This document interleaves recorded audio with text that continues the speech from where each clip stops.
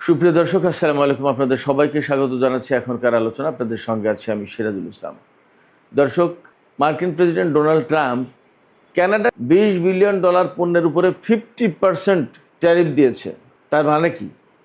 এই যে কানাডার সাথে আমেরিকার গোলযোগ, এই গোলযোগটার কারণ কি এবং এর শেকড়টা কোথায়?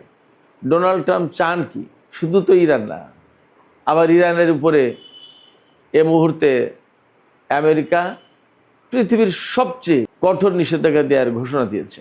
কিন্তু ইরান বলছে কি? ইরান খুব সাবলীলভাবেই বলছে যে এই নিষেধাজ্ঞা টোটালি ব্যর্থ করে দেওয়া হবে এবং আমেরিকা বরং কোণঠাসা হয়ে পড়বে। আসলে আমেরিকা কোণঠাসা হয়ে পড়ার সম্ভাবনা আছে কি না? এপাশে আমেরিকার একজন সিনেটর প্রার্থী রিপাবলিকান দলের, তিনি সরাসরি বলেছেন, আন্তর্জাতিক সব গণমাধ্যমে খবর হয়েছে, টাইমস অফ ইসরায়েলেও খবরটি এসছে। সেটি হচ্ছে মাইক রজার্স নামে একজন সিনেটর প্রার্থী রিপাবলিকান দলের, তিনি বলেছেন আইপ্যাককে যে দয়া করে তোমরা আমার পক্ষে কোনো প্রচারণায় যোগ দিও না, আমার পক্ষে নির্বাচনী প্রচারণা চালিও না। তিনি সরাসরি বলেছেন যে আইপ্যাক আমার পক্ষে নির্বাচনে প্রচারণা চালালে আমার পরাজয়ের সম্ভাবনা অনেক বেশি বেড়ে যাবে। এই পরিস্থিতির কারণ কি এবং কেন এটা হলো? আর সবশেষে আলোচনায় থাকবে মক্কা চুক্তির আদ্যপ্রান্ত, বিশেষ করে ভারত কিভাবে ক্ষতিগ্রস্ত হতে পারে, ইসরায়েল কিভাবে ক্ষতিগ্রস্ত হতে পারে, আর আমেরিকার পরিস্থিতি কি হচ্ছে এই মক্কা চুক্তির মাধ্যমে, এর মোটামুটি একটা আদ্যপ্রান্ত আলোচনা করার চেষ্টা করব। সুপ্রিয় দর্শক, আপনারা সবাই আশা করি শেষ পর্যন্ত সঙ্গে থাকবেন। আর ভিডিও ভালো লাগলে লাইক, কমেন্ট, শেয়ার করবেন এবং চ্যানেলটি সাবস্ক্রাইব করে সাথেই থাকবেন। দর্শক, চলুন আমরা বিস্তারিত আলোচনা করি। দর্শক, প্রথমেই কানাডার প্রসঙ্গ তুলেছিলাম। কানাডা এবং আমেরিকার মধ্যকার যে বাণিজ্য যুদ্ধ, এই প্রসঙ্গটা মূলত প্রথমে টেনেছি আমি এই কারণে যে একই রকমের বাণিজ্য যুদ্ধ চীনের সাথে আছে আমেরিকার, একই রকমের বাণিজ্য যুদ্ধ ভারতের সাথে আছে, বিভিন্ন দেশের সাথে আছে। কানাডা আর আমেরিকা মোটামুটি বলা যায় যে তারা এক মার পেটে দুই ভাই, এরকম একটা পরিস্থিতি। এত সম্পর্ক চিরদিন। কানাডার অনেক কিছুই আমেরিকা নিয়ন্ত্রণ করে, কিন্তু সেই দেশটির সাথেও ডোনাল্ড ট্রাম্পের সম্পর্ক স্বাভাবিক থাকছে না, ভালো থাকছে না। মানে পৃথিবীর যারে মনে করে তার উপরে ট্যারিফ ট্যাক্স শুল্ক বসিয়ে দিচ্ছে। টাকা, ডলার ছাড়া কোনো কথা নেই ডোনাল্ড ট্রাম্পের কাছে। ডলারের জন্য যুদ্ধ করতে পারে, ডলারের জন্য একদম শত্রুকে মিত্র আর মিত্রকে শত্রু বানিয়ে দিতে পারে। ডোনাল্ড ট্রাম্পের কাছে টাকা ছাড়া কোনো কথা নেই। মানবতা, সভ্যতা, ভদ্রতা, সহযোগিতা, সহায়তা, এর কোনো কিছুর কোনো মূল্য নেই। ডোনাল্ড ট্রাম্পের সাথে বাণিজ্য নিয়ে, ব্যবসা বাণিজ্য নিয়ে কানাডার প্রধানমন্ত্রী কার্নির ব্যাপক গোলযোগ আছে, দ্বন্দ্ব আছে। এই সমস্ত দ্বন্দ্ব, এই সমস্ত গোলযোগ মেটাতে একটা মিটিংয়ে বসেছিল। সেই মিটিং ব্যর্থ হয়েছে। সেই মিটিং থেকে ডোনাল্ড ট্রাম্প যা যা চেয়েছেন যে কার্নি কানাডার প্রধানমন্ত্রী, তিনি তার কিছুই দিতে চাননি সেইভাবে। এমনকি ডোনাল্ড ট্রাম্প এরকম কথাও বলেছেন যে চীনের সাথে কানাডার বাণিজ্য কমাতে হবে। ডোনাল্ড ট্রাম্পের বক্তব্য হচ্ছে কানাডার সাথে চীনের বাণিজ্য থাকলে চীন শুল্ক এড়াতে, আমেরিকান এক্সট্রা শুল্ক এড়াতে বহু সংখ্যক পণ্য কানাডায় রপ্তানি করবে, আর কানাডা থেকে সেই পণ্য আবার আমেরিকায় ঢুকবে। চীনের উপর তো ট্যারিফ, এক্সট্রা ট্যারিফ আছে, অনেক বেশি ট্যারিফ আছে। এই ট্যারিফটা কম দিয়ে কানাডার সাথে বাণিজ্য করলো, কানাডার মাধ্যমে চীনের সেই পণ্য আমেরিকার বাজারে ঢুকলো। ডোনাল্ড ট্রাম্প এইটা বলছেন। কিন্তু কানাডার বক্তব্য হচ্ছে যে আমরা একটা স্বাধীন দেশ, কার সাথে কী নিয়ে কোন বিষয়ে কতগুলো কী বাণিজ্য করবো সেটা আমাদের ব্যাপারে, আমরা সিদ্ধান্ত নেব। এটা আমাদের সার্বভৌম অধিকার, এটা আপনি ডিকটেট করতে পারেন না, আমরা এটা মানব না। এইভাবে কানাডার সাথে ডোনাল্ড ট্রাম্পের বৈঠক ভেঙে গেছে, সাকসেস হয়নি। এরপরে কানাডার $20 বিলিয়ন অর্থাৎ $2000 কোটি পণ্যের উপরে 50% ট্যারিফ দিয়েছে। তার মানে কি? 100 টাকার পণ্য হলে 50 টাকা তার ট্যারিফ। $2 বিলিয়ন হলে তার মানে $1 বিলিয়ন আমেরিকাকে দিয়ে দিতে হবে। তাহলে সেই সমস্ত পণ্যগুলো বিক্রি করা যাবে নাকি কেউ কিনবে, নাকি তার দাম কত হবে? 100 টাকার পণ্য একদম রাতারাতি 150 টাকা। ব্যাপারটা তো এই জায়গা থেকে আমেরিকার সাথে কানাডার মারাত্মক দ্বন্দ্ব চলছে। এই দ্বন্দ্ব শুধু কানাডার সাথে না, এই দ্বন্দ্ব কানাডার সাথে তো আছেই, ইউরোপের বিভিন্ন দেশের সাথে আছে, চীনের সাথে আছে, ভারতের সাথে আছে, জাপানের উপরেও মনে হয় শুল্ক আরোপ করেছিল, দক্ষিণ কোরিয়া, মানে টাকা যেখানে আসবে না বা কম আসবে সেখানে বাড়ানোর কোন ব্যবস্থা, সেই ব্যবস্থা মিস্টার ট্রাম্প করে থাকেন। এটা দ্বিপক্ষীয় সম্পর্ক এভাবে আগায় না, সুন্দর থাকেন এবং আসলে কাজ করা যায় না। কানাডার প্রধানমন্ত্রী পরিষ্কার করে বলে দিয়েছেন, আমেরিকার যতই চাপ থাকুক কোনো চাপের কাছে তিনি মাথা নত করবেন না, তিনি তার দেশের স্বার্থ দেখবেন। এই ঘটনা কখন হচ্ছে? যখন ইরানের উপরে ভয়াবহতম কঠোর নিষেধাজ্ঞা আরোপের হুমকি দিচ্ছেন এবং আগামীকাল সোমবার এই নিষেধাজ্ঞার বিষয়টি আনুষ্ঠানিকভাবে ঘোষণা করার কথা, তখন কানাডার সাথে আমেরিকার এই বাণিজ্য যুদ্ধ হলো। ইরান কি বলছে? ইরান বলছে আমেরিকা যতই নিষেধাজ্ঞা দিকে এই নিষেধাজ্ঞা ব্যর্থ করে দেওয়া হবে, এবং আমরা জানি কিভাবে নিষেধাজ্ঞা ব্যর্থ করে দিতে হয়। নিষেধাজ্ঞা থাকার পরেও কিভাবে তেল বিক্রি করতে হয় সেটা আমরা জানি, এই মেকানিজম আমার কাছে আছে। প্লাস ইরান তো প্রতিবেশী দেশগুলোকে বলেছে বা বিশ্বের বিভিন্ন দেশকে সরাসরি সতর্ক করে দিয়েছে, প্রতিবেশী কোনো দেশ যদি ইরানের বিরুদ্ধে মার্কিন নিষেধাজ্ঞা কার্যকর করে তাহলে তাদের বিরুদ্ধে ব্যবস্থা নেওয়া হবে, সামরিক ব্যবস্থা। বিশ্বের যদি কোনো দেশ ইরানের বিরুদ্ধে নিষেধাজ্ঞা আরোপ করে তাহলে সেই সমস্ত দেশের জাহাজ হরমুজ প্রণালীতে নিষিদ্ধ হবে, এরকম সব বলছে। এবং প্রয়োজনে অফেন্সিভ ডক্ট্রিনের আওতায় ইরান হরমুজ প্রণালীতে আমেরিকার সেনাদের উপর হামলা চালাতে পারে। মহসিন রেজাই, ইরানের জাতীয় সর্বোচ্চ নিরাপত্তা পরিষদের সচিব মেজর জেনারেল মহসিন রেজাই, তিনি পরিষ্কার করে বলেছেন যে এই নিষেধাজ্ঞা আমরা ব্যর্থ করে দেব এবং আমেরিকা এখানে কোণঠাসা হয়ে পড়বে। আর আমেরিকা যখন কোণঠাসা হয়ে পড়বে তখন সে বেরিয়ে আসার চেষ্টা করবে, এতে তার পরিস্থিতি আরও বেশি খারাপ হবে। এরই মধ্যে আমরা আগেই বলেছি যে চীন রাশিয়া অনেক দেশই এই নিষেধাজ্ঞা মানবে না। তো চীন রাশিয়া বিশেষ করে যদি এই নিষেধাজ্ঞা না মানে ভারত কি করবে দেখা যাক। তাহলে আমেরিকার এই নিষেধাজ্ঞা আসলেই ব্যর্থ হয়ে যাবে, এতে কোনো সন্দেহ নেই। আর যদি কেউ মানেও তাহলেও ভিতরে ভিতরে ইরান এমন মেকানিজম সেট করে ফেলবে যে তাদের এই নিষেধাজ্ঞা কাজ করবে না, তারা নিষেধাজ্ঞায় খুব বেশি একটা ক্ষতিগ্রস্ত হবে না। কিন্তু মহসিন রেজাই ভিন্ন আর একটা কথা বলেছেন, ওইটা বেশি ইম্পর্ট্যান্ট। সেটা হচ্ছে আমেরিকা ইরানের উপর নিষেধাজ্ঞা দিক আর যাই দিক, হরমুজ প্রণালী আমেরিকার জন্য বন্ধই থাকবে যতক্ষণ পর্যন্ত না আমেরিকা ইরানের দেওয়া শর্তগুলো সব মেনে নেবে। এই শর্তগুলো মেনে নিলে তবে হরমুজ প্রণালী খোলা হবে, আর তা না হলে হরমুজ প্রণালী খোলা হবে না। তাতে বিশ্বের অর্থনীতি কলাপস করবে, শুধু ইরানের অর্থনীতি না, আমেরিকার অর্থনীতিও ক্ষতিগ্রস্ত হবে। এই তো দু একদিনের ভেতরেই হিসাব আসলো যে আমেরিকার ঋণের পরিমাণ $40 ট্রিলিয়ন ছাড়িয়ে গেছে। ইতিহাসের সবচেয়ে বেশি ঋণ এখন আমেরিকার।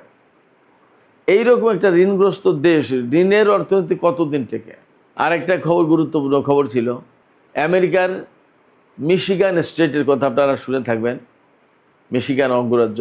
এই মিশিগান স্টেটের রিপাবলিকান দলের সিনেটর প্রার্থী মাইক রজার্স তার নাম, নভেম্বরে যে মিড টার্ম ইলেকশন অনুষ্ঠিত হবে সেই নির্বাচনে তিনি রিপাবলিকান দলের সিনেট প্রার্থী। এই মাইক রজার্স পরিষ্কার বিবৃতি দিয়েছেন, বলেছেন এবং আইপ্যাকের সম্ভবত প্রধান তার সাথে ক্যালিফোর্নিয়াতে মিটিং করেছেন। সেখানে বলেছেন যে দয়া করে তোমরা আমার পক্ষে নির্বাচনী প্রচারণায় যোগ দিন, আমার পক্ষে তোমাদের প্রচারণা চালাতে হবে না। এই কথা কেন বলেছেন জানেন? আইপ্যাক হচ্ছে American Israeli public affairs committee.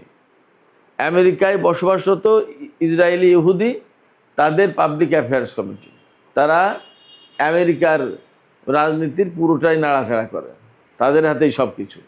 এই আইপ্যাক যদি রজার্সের পক্ষে প্রচারণায় নামে তাহলে মাইক রজার্স পরাজিত হবেন, তার আশঙ্কা এটা। কেন তিনি আশঙ্কা করছেন? এই আশঙ্কা তিনি করছেন এই কারণে, এই মিশিগান স্টেটে যখন ডেমোক্র্যাট দলের প্রাইমারি হয়েছে, প্রাইমারি তো বোঝেন, আমেরিকায় যে নির্বাচন হয়, তো দলের কোন প্রার্থী, অনেক প্রার্থী তো থাকে, কোন প্রার্থী অরিজিনাল প্রার্থী হবে, মনোনীত হবে, দলের মনোনয়ন পাবে কোন প্রার্থী, এটা দলের প্রেসিডেন্ট ঠিক করে দেন না, ঠিক হয় প্রাইমারির মধ্য দিয়ে। ধরেন ডেমোক্র্যাট দলের 2 জন বা 3 জন প্রার্থী নির্বাচন করবেন, তাদের ভিতরে ভোটাভুটি হয়, দলীয় ভোটাররা ভোট দেবে।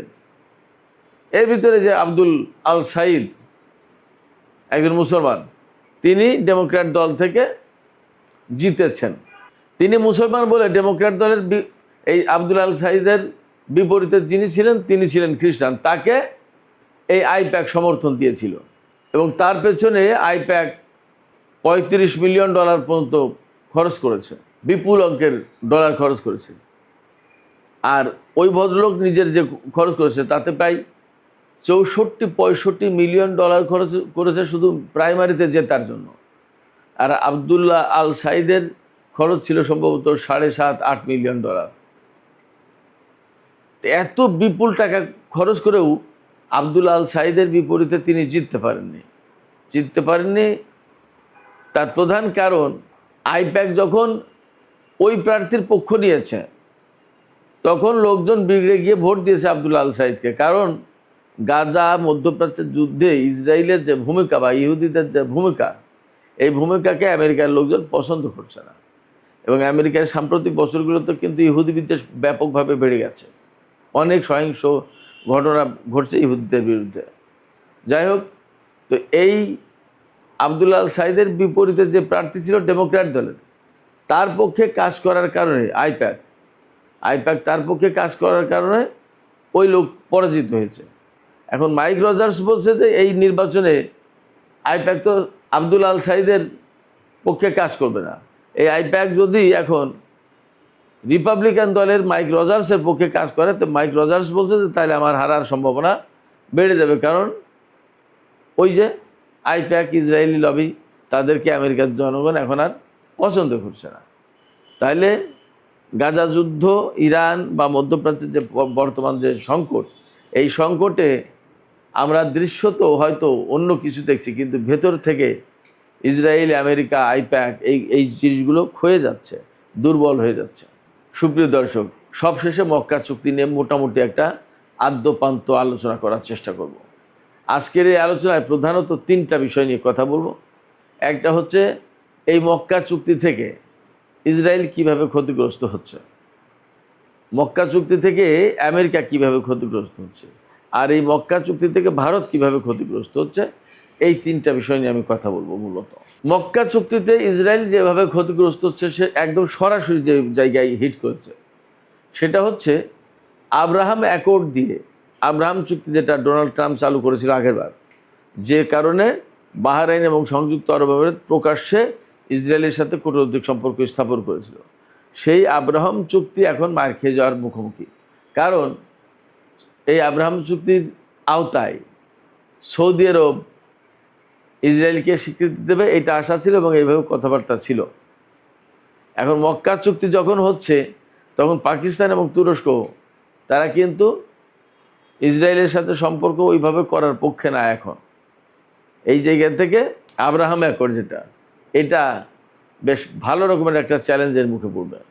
এমন একটা ফ্লো উঠেছিল যার কারণে মানে ইসরায়েল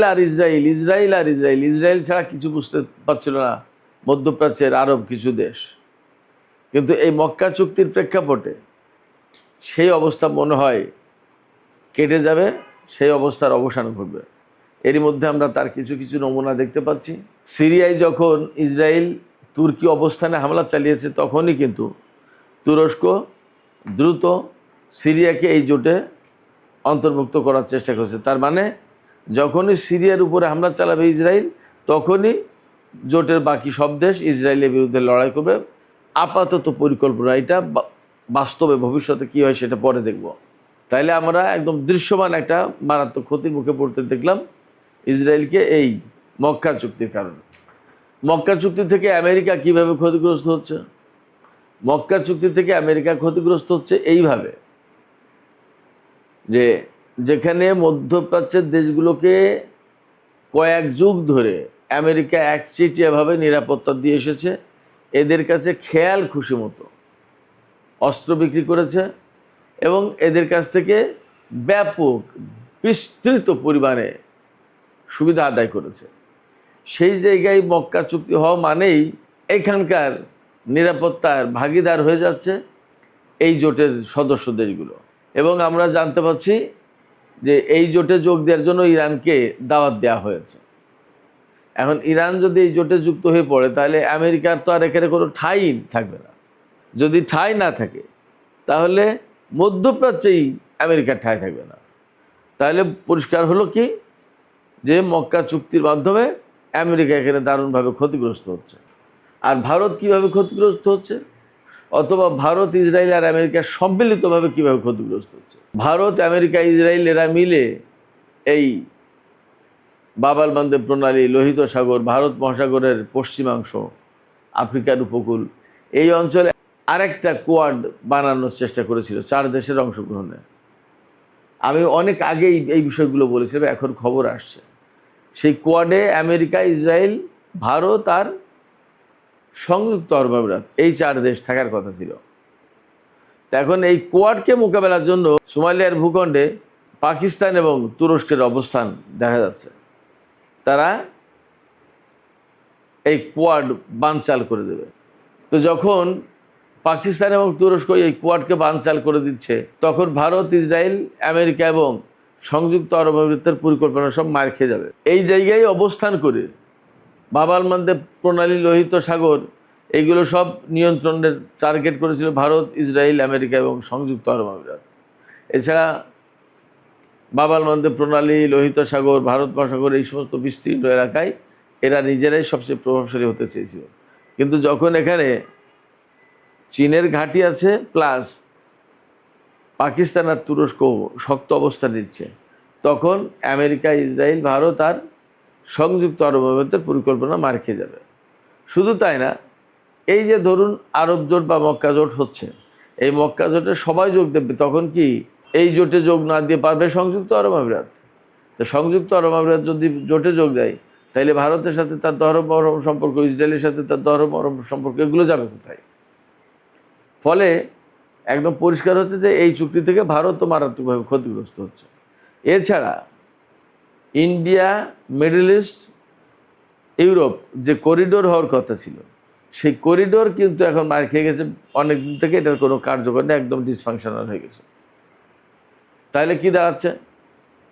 তাইলে এই যে করিডোর ইউরোপের সাথে বাণিজ্য করার জন্য ভারত প্রতিষ্ঠা করেছিল, এই মধ্যপ্রাচ্য ইরান হয়ে হরমুজ প্রণালী বন্ধ থাকার কারণে সেই পথ বন্ধ এবং মারাত্মক রকমের ক্ষতির মুখে।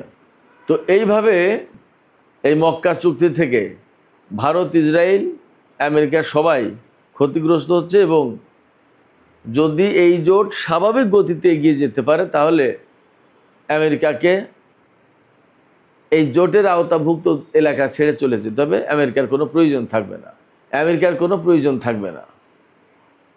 সুপ্রিয় দর্শক, এখনকার আলোচনা এখানে শেষ করতে চাইছি। আলোচনা শেষে আপনাদের মতামত জানতে চাই। আপনারা কি মনে করছেন, এই মক্কা চুক্তির কারণে কি আসলে মধ্যপ্রাচ্যে আমেরিকার উপস্থিতির কোনো প্রয়োজন থাকবে না, এমনটা হতে যাচ্ছে কিনা? এবং আমার দৃষ্টিতে বা আমার বিশ্লেষণে ভারত, ইসরায়েল, আমেরিকা ব্যাপকভাবে ক্ষতিগ্রস্ত হয়েছে মক্কা জোটের কারণে। আপনারাও কি তেমনই ভাবছেন? আপনাদের মতামত জানিয়ে কমেন্টে লিখুন। আর ভিডিও ভালো লাগলে লাইক, কমেন্ট, শেয়ার করবেন এবং চ্যানেলটি সাবস্ক্রাইব করে সাথেই থাকবেন। দর্শক, এখনকার মতো আলোচনা এখানে শেষ করছি। আপনারা সবাই অনেক অনেক ভালো থাকুন। আল্লাহ হাফেজ।